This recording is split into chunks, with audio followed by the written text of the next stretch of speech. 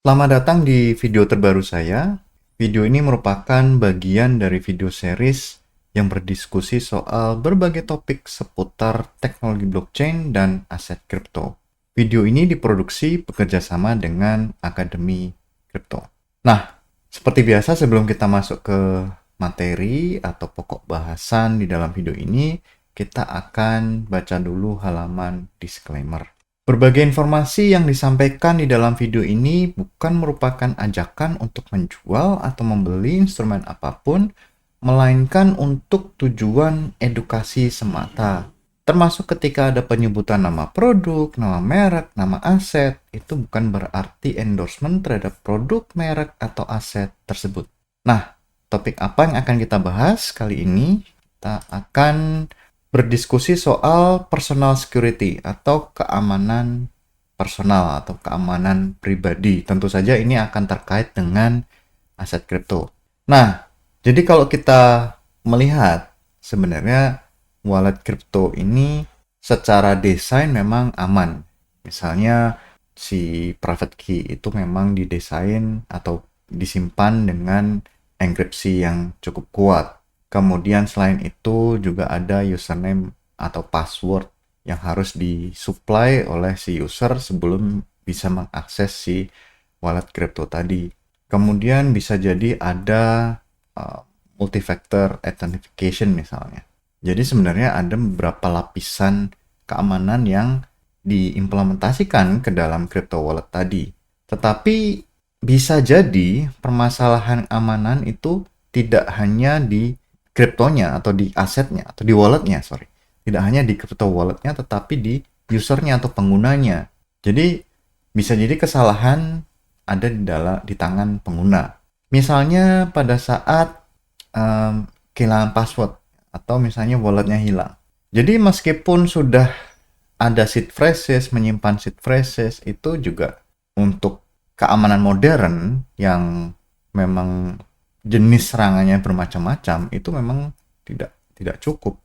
Misalnya ada scamming, phishing, kemudian device attack. Ini tipenya sangat bermacam-macam, bervariasi, bahkan sulit terdeteksi.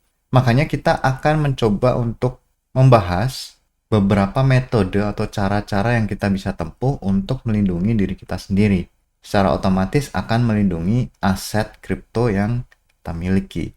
Nah, jadi kita mau memahami sedikit soal threat atau ancaman yang beyond wallet theft atau jadi selain model pencurian wallet. Jadi yang paling mudah justru bagi para hacker itu adalah mentargetkan pengguna, bukan blockchain-nya. Kalau blockchain-nya mungkin misalnya Bitcoin sudah berjalan dari tahun 2009. Jadi lebih dari 10 tahun sudah berjalan sampai sekarang mungkin masih berjalan bagus ya. Dengan kata lain memang kalau misalnya dalam waktu 10 tahun ini berjalan baik, artinya memang sudah robust, sudah battle tested atau memang sudah terbukti bahwa blockchain milik Bitcoin atau milik Ethereum atau yang major yang lainnya itu memang sudah terbukti aman gitu ya, dalam tanda petik aman ya, dengan syarat dan ketentuan berlaku tentu saja. Jadi si hacker ini memilih untuk mencari weakest link atau celah paling mudah untuk ditembus. Salah satunya adalah user. Caranya gimana? Phishing. Situs-situs yang mirip dengan aslinya tetapi tujuannya lain, misalnya mencuri username password, mencuri private key dan lain sebagainya. Aplikasi palsu, fake, APK palsu, APK yang di-download dari marketplace, dari website biasa, atau bahkan mungkin yang dari marketplace juga ada beberapa yang aplikasi yang berbahaya. Kemudian malware, entah itu masuk dari mana, entah mungkin dari website yang kita akses, kemudian masuk malware, itu mencuri data clipboard. Data clipboard artinya kalau kita mengetikkan username password itu bisa dicuri oleh si malware. Kemudian ada juga yang lebih sophisticated lagi namanya SIM swap. Itu kalau misalnya kita multifaktor autentifikasinya atau two-factor authentification menggunakan SMS, ketika SIM-nya diserang, artinya SIM swapping itu SIM-nya diklon, oleh orang lain. Jadi ketika ada SMS masuk, itu si hacker juga mendapat salinan dari SMS-nya. Jadi 2FA-nya bisa ditembus. Jadi salah satu caranya adalah meningkatkan awareness. Jadi awareness di sini, awareness user itu merupakan first layer of defense atau lapisan defense pertahanan yang paling pertama. Nah, kalau kita menimbang-nimbang wallet apa yang mau kita pakai, itu tentu saja hardware wallet. Jadi gold standar atau standar yang paling aman ya, atau paling bagus sampai saat ini. Jadi private key-nya akan selalu online dan aman. Jadi ada di dalam wallet, tetap ada di dalam wallet. Kemudian kita harus memastikan bahwa kita memilih brand-brand yang memang sudah reputasinya bagus atau sudah punya reputasi, misalnya Ledger atau Trezor. Mungkin Trezor ya, kalau Ledger mungkin di beberapa tahun belakangan memang ada masalah, tapi kalau Trezor mungkin lebih oke. Kemudian harus beli langsung, jangan ke third party seller. Bisa jadi si sellernya sudah memodifikasi si perangkat tadi, hardware tadi. Harus beli baru. Kalau ini mau tidak mau harus beli baru di tokonya asli, bukan di toko abal-abal. Kemudian harus pakai passphrase protection. Jadi harus di password. Jadi tambahin layer security lagi, selain hardware wallet juga harus pakai passphrase atau password. Device hygiene. Jadi kalau misalnya Anda menggunakan perangkat digital, entah itu ponsel, entah itu laptop, entah itu komputer, itu Anda harus paham device hygiene. Bukan hygiene dalam hal ini bukan kebersihan atau kebersihan perangkat ya. Misalnya harus dicuci. Nah, ini soal digital atau device hygiene atau digital hygiene. Misalnya operating systemnya harus up to date atau aplikasinya juga harus up to date. Pakai antivirus kalau perlu, pakai anti malware. Kemudian hindari browser extension yang Anda tidak tahu. Kemudian software-software yang mungkin bajakan atau software-software yang tidak jelas, itu juga harus dihindari.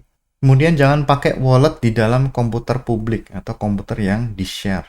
Misalnya di perpustakaan atau di tempat-tempat publik, di tempat printer, dan lain sebagainya. Itu jangan pakai walletnya. Kemudian browser and extension safety.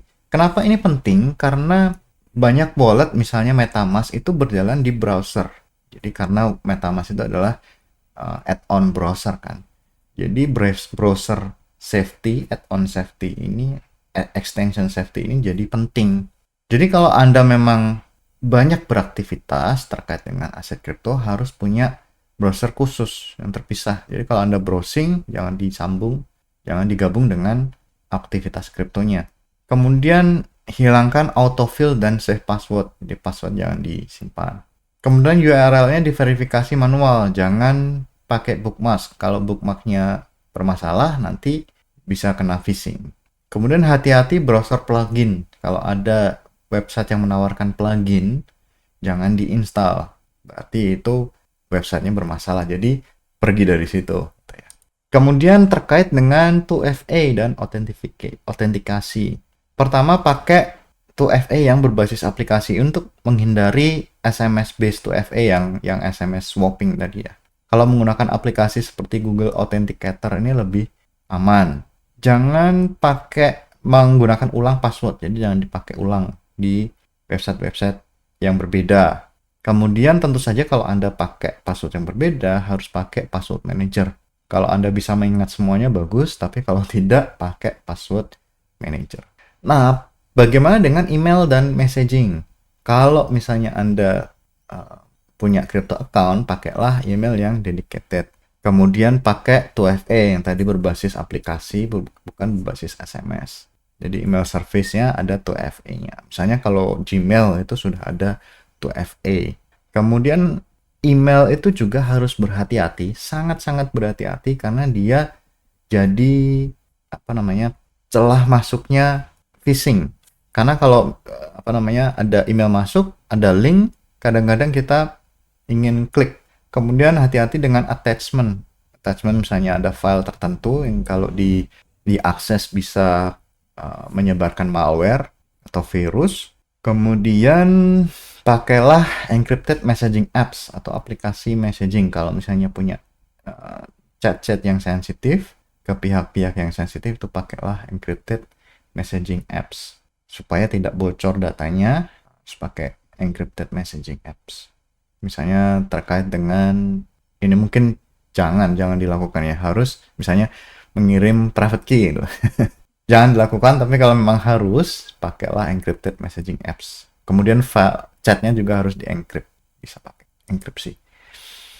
Kemudian harus paham soal social engineering dan human hacking. Scam. Ada love scam, ada email spam, email scam. Jadi umumnya adalah ketika ada seseorang yang minta private key, itu harus curiga. Karena tidak ada perusahaan yang akan menanyakan soal private key. Tidak ada perusahaan misalnya menanyakan PIN, nomor PIN atau nomor kartu. Kalau nomor kartu mungkin iya kalau Anda mungkin bayar pakai kartu kredit. Tapi kalau PIN biasanya tidak. Double check identitas sebelum mengirim informasi tertentu. Misalnya mengirim identitas pribadi, coba double check. Jadi ketika Anda curiga, ketika Anda tidak yakin, tidak usah merespon. Bisa dihapus, bisa di-report spam email gitu ya. Nah, kemudian secure backup. Bagaimana caranya melakukan backup secara aman? Simpan seed phrases dan password secara aman. Ini kalau password, pakai password manager. Pakailah steel backup. Ini resisten terhadap api dan air. Kalau kertas, tidak resisten. Kemudian hindari cloud storage. Kalau tidak di-encrypt, jangan dipakai. Kemudian simpan backup di lokasi fisik yang berbeda-beda. Nah, tapi lokasi fisiknya ini harus bisa aman ya, harus aman. Jangan sampai bisa diakses orang lain. Transaction safety and token approval hygiene. Jadi kalau misalnya Anda bermain-main dengan transaksi, sering approve, nah ini harus cek smart contract-nya, alamatnya harus benar. Kalau mau signing tertentu, harus pastikan alamat smart contract-nya betul. Kemudian kalau punya allowance atau sudah approve beberapa token, itu harus di-revoke. Kemudian approve hanya kalau dibutuhkan, jangan sampai unlimited. Kalau misalnya selesai nanti di revoke. Jadi out approval harus di cancel secara regular. Kalau tidak nanti bisa dimainkan. Wallet segmentation strategy. Jadi kalau mau kita pisah-pisah walletnya gitu ya, misalnya daily spending, misalnya yang harian jangan terlalu banyak isinya. Kemudian kalau long term storage itu terpisah dari yang tadi daily spending. Kemudian NFT interaction mungkin juga punya wallet yang berbeda lagi. Jadi resikonya harus diisolasi. Kalau misalnya ada wallet yang satu bermasalah, yang lain jangan sampai bermasalah juga. Kemudian kalau punya aset yang bernilai tinggi harus pakai cold wallet. Up to date, staying update tanpa harus kena scam. Jadi kalau Anda mau selalu update, bisa Twitter, bisa Discord. Biasanya di Twitter ya. Kemudian ada link-link yang bisa dibaca, ada website-website yang punya informasi tentang scamming, tentang hacking, itu bisa dibaca. Hati-hati soal breaking news. Jadi kalau Twitternya mengaku sebagai Elon Musk berbagi airdrop, nah itu harus hati-hati. Kemudian review setupnya. Kalau Anda memang misalnya trader atau investor, itu harus review komputernya aman atau tidak. Summary, jadi checklistnya apa nih? Misalnya hardware wallet, cek, backup, cek, komputer harus bersih,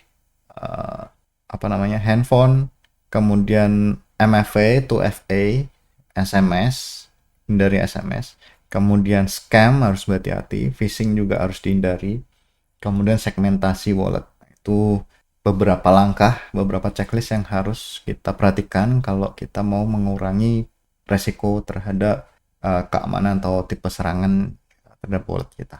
Nah, sampai di sini video kita kali ini. Sampai jumpa di video berikutnya. Terima kasih.